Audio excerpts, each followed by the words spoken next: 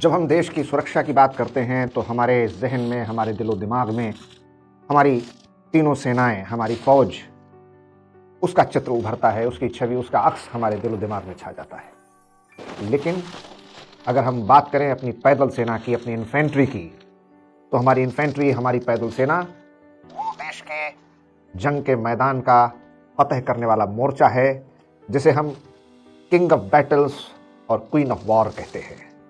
हमारी पैदल सेना, हमारी इन्फेंट्री वहाँ काम करती है जहाँ कोई भी ड्रोन नहीं पहुँच सकता, जहाँ कोई टेक्नोलॉजी नहीं काम करती, जहाँ पर किसी तरीके का सैटेलाइट नाकाम हो जाता है, वहाँ पर हमारी इन्फेंट्री, हमारी पैदल सेना काम करती है।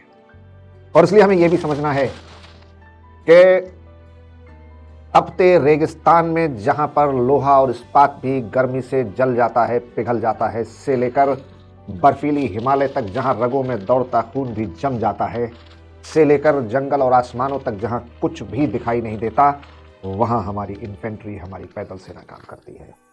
और इसलिए हमारी पैदल सेना, हमारी इन्फेंट्री हमारे देश की रक्षा प्रणाली की एक सबसे मजबूत कड़ी है।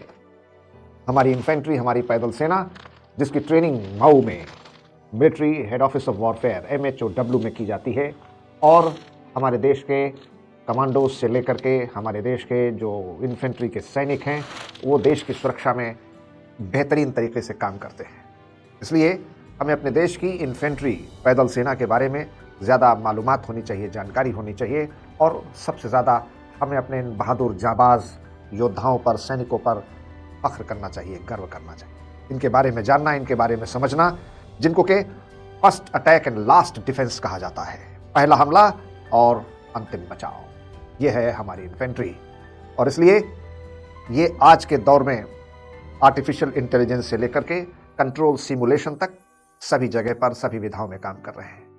इन्फेंट्री हमारे इंडियन आर्मी की बैकबोन है, मेरुदंड है, स्पाइन है।